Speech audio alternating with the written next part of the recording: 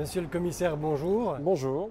Vous avez conçu et développé le pass sanitaire européen qui parfois n'a d'européen que le nom parce qu'on s'aperçoit que les États membres jouent leur propre rôle avec leurs propres règles. Alors est-ce qu'il n'aurait pas fallu aller directement vers la création d'un Schengen sanitaire ou d'un Schengen de la vaccination? Mais il y a deux choses différentes. D'abord, sur l'outil lui-même, c'est un outil réellement européen parce que tous les États membres maintenant sont en état d'émettre le même certificat si on est rétabli de la maladie, vacciné ou avec un test négatif, et ils sont obligés d'accepter les certificats émis par les autres.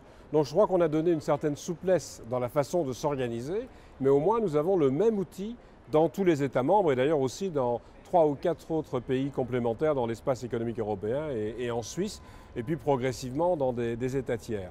À côté de cela, il y a effectivement les règles de circulation dans l'Union qui peuvent être encore différentes, on a tenté de les harmoniser, et puis surtout, il y a l'usage interne. Et là, la seule chose que nous demandons vraiment, c'est d'utiliser le même outil. Par exemple, si un État, comme l'a fait la France, veut autoriser l'accès à certains lieux de culture, cinéma, théâtre ou même à des restaurants sur base d'un pass sanitaire national, c'est d'utiliser le même outil, le même certificat européen, protégé, notamment en termes de protection des données. Donc je crois qu'il ne fallait pas aller plus loin, parce qu'aller plus loin, il fallait aussi l'accord de tous les États membres. Et je crois qu'on a vu les limites des accords entre États membres. Est-ce qu'il aurait fallu aussi peut-être créer une application commune européenne? Mais on a fait cela dans d'autres cadres. Ici, vraiment, on a essayé de dire, on va mettre une application européenne pour le portail. Donc l'authentification des données, du QR code en fait, se fait à travers un portail européen. Mais les applications se développent dans les États membres. Alors ce qui a été nouveau, c'est que l'on a aidé les États membres à développer cette application. Et ce que vous dites sur les difficultés, c'est ce qu'on a vécu avant l'entrée en vigueur finalement de l'application. Nous avions fixé la date d'entrée en vigueur au 1er juillet.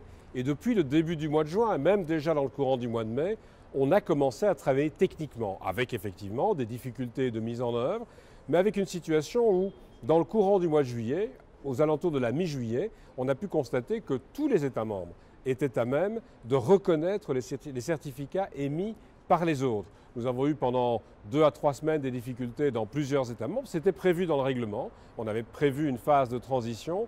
Mais je crois que maintenant, on est dans un système qui, depuis la mi-juillet, fonctionne correctement. Mais je le répète, pour la libre circulation entre les États membres. Pour les usages nationaux, c'est évidemment une autre question. Il faut une loi nationale. Et ce que nous espérons, c'est que tous les États vont accepter d'utiliser le certificat aussi à des fins nationales. Le certificat européen avait été prévu pour 1 an au départ. Est-ce qu'il est d'ores et déjà conçu pour qu'il puisse être prolongé? Il pourrait être prolongé sur base d'un rapport de la Commission si on constate que la pandémie se prolonge. Je crois que ce qu'il faut surtout avoir à l'esprit, c'est que nous avons maintenant un modèle. Si même la pandémie se termine et que le certificat disparaît, le jour où une autre pandémie, malheureusement, vient frapper l'Europe comme le monde entier, on pourra remettre assez rapidement des outils en place. C'est ça l'élément déterminant. Mais vous savez aussi que ces outils évoluent très vite. Tout le monde numérique agit de plus en plus rapidement. Donc il faudra peut-être adapter les modèles que nous avons conçus. Mais on a pu en 2 mois faire voter des textes au Conseil et au Parlement. Je pense que si on était confronté à une situation d'urgence, on pourrait faire revivre l'outil très rapidement. En cas de nouvelle pandémie, la Commission prépare-t-elle un dispositif qui permettrait notamment de maintenir les frontières intra-européennes ouvertes? Parce qu'on a vu l'embarras que ça avait pu causer dans les premiers mois de l'année 2021 notamment. C'est effectivement une de nos préoccupations principales. Je ne pense pas qu'on y arrivera à travers un règlement ou une réglementation européenne, mais on a vraiment beaucoup forcé sur les recommandations aux États membres et leur application. Alors, on avait commencé en octobre 2020. Ça a été assez compliqué de mettre en œuvre correctement les recommandations pourtant acceptées par les États membres. Les dernières recommandations avant l'été fonctionnent beaucoup mieux. Je prends un exemple. Tout au début de l'été, Malte a lancé de nouveau l'idée que seules des personnes vaccinées pouvaient arriver sur son territoire. En 48 heures, on a pu convaincre les autorités maltaises de revenir en arrière et d'accepter toutes les personnes, y compris avec un certificat de test négatif. Mais je rappelle qu'on peut aussi demander des quarantaines parce que, par exemple, on aurait une situation dramatique dans une zone d'origine, notamment ce fameux variant Delta qu'on a beaucoup évoqué pendant tout l'été. Alors je crois que c'est un des éléments qu'il faut avoir en considération. On doit faire pression sur les États membres pour qu'ils se coordonnent mieux. La difficulté, et là vous avez raison, c'est de savoir ce que l'on peut faire avec un règlement européen. On l'a fait pour le certificat. Et puis ce qui doit passer plutôt par une coordination entre États membres, parce que sinon nous n'obtenons pas les majorités nécessaires pour faire voter un règlement. Vous parlez des États membres, mais il y a également les relations avec les pays tiers. Et concernant les attestations de voyage et les déplacements de population, est-ce que la réciprocité doit être au cœur des discussions?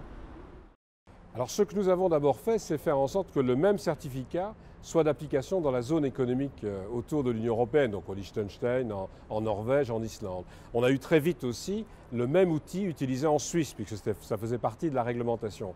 Maintenant, nous allons voir tout au long de l'été, puisque au moment où nous parlons au mois de juillet, on est encore assez loin d'un accord avec des pays comme la Grande-Bretagne, comme les États-Unis.